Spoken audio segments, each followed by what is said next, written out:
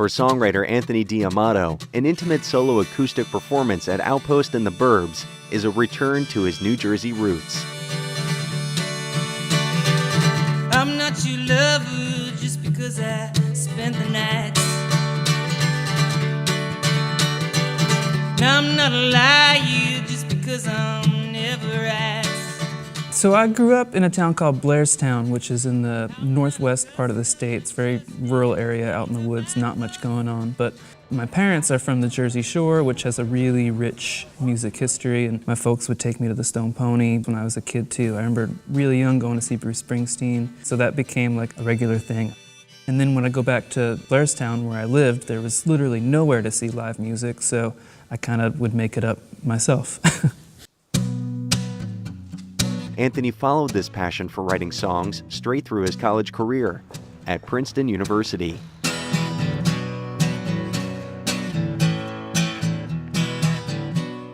I think a lot of people maybe have this image of Princeton as being a very buttoned up kind of place, but their primary interest is, fostering whatever it is that you're really serious and passionate about. And I was really into roots music, folk music, rock music, so I was able to do my senior thesis on Bruce Springsteen. They let me get away with that.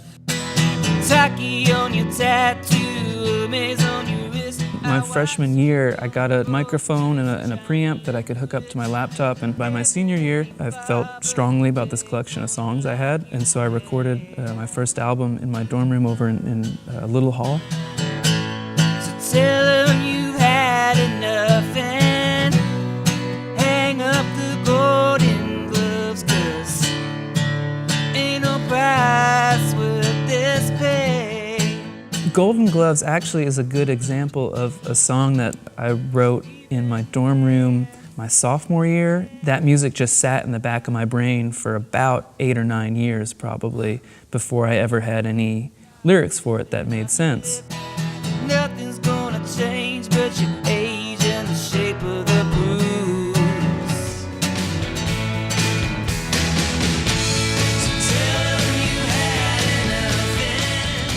Anthony's career quickly led to 2 studio albums and touring with other artists, including an Asbury Park fundraising gig that included Bruce Springsteen.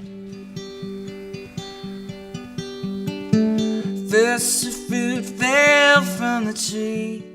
I love to play with the band. I love to layer all sorts of stuff in the studio that really excites me. But ultimately the song has to be able to function solo acoustic because that's the way it's most often going to be presented. So it's really important to me that anything I write has the ability to stand up on its own as a solo acoustic performance. I've been a stranger in my own damn home.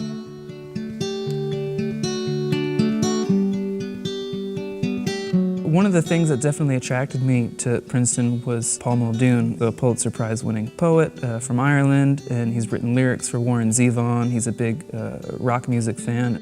Basically, I would work on songs, and I would send him lyrics, go meet with him in his office, and he'd have them marked up with red pen where he thought images could be stronger, where they could do a better job of making threads that ran through the whole song.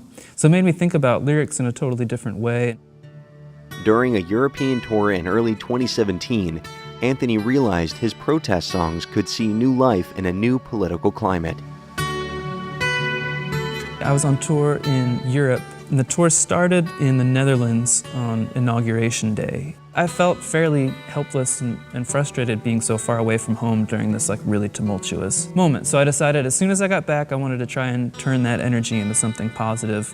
My newest project is an EP called Won't You Be My Neighbor. Neighbor was back to the roots, just me in my bedroom again, making these stripped down recordings, because that way I could do it for $0 and donate all the profits to the charity. Oh, if you're gonna build a wall, you better be ready for the day it falls. The other angle of the project was I wanted to record political music, but maybe not songs people would traditionally think of as political. So the first track that kind of laid the groundwork for it was Won't You Be My Neighbor, the Mr. Rogers theme song, which I don't think has ever really been a protest anthem before, but it feels like one now. Would you be mine? Could you be mine? You know, and we got refugee bands and ice raids and all this stuff going on. It sounds fairly radical to welcome people who are different than you to the neighborhood. Thinking about what Woody Guthrie would be singing about if he were still around today, and he'd be psyched about a lot of progress we've made, but there's plenty of stuff, especially in the last 9 or so months, that I think would piss him off enough to write a song. In the moonlight I waited in the water, closed my heart and closed my eyes before I died. The current pulled me down, and in an instant I had drowned at the bottom of the river where I died. On the Banks of the River was a song when I was at Princeton, actually. I had read an article about a drainage area in the Rio Grande where immigrants who were trying to make it across the river to the States, it was a frequent spot where they would find bodies of folks who had drowned trying to make it across just because of the way the currents worked.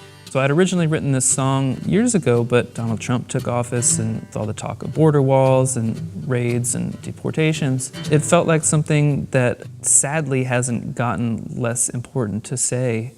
Tell my wife and warriors that I'm sorry.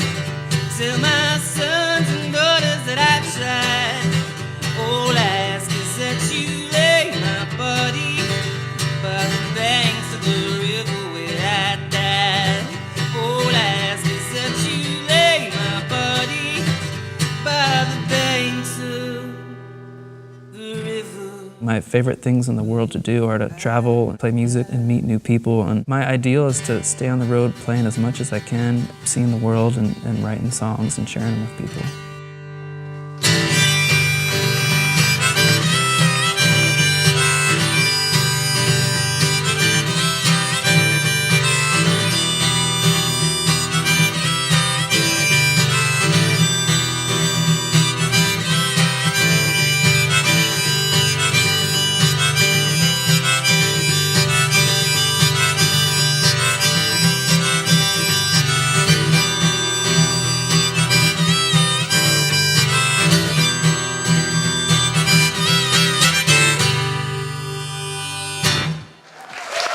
Thank you guys so much. I'm Anthony Giamato. Thanks for coming out.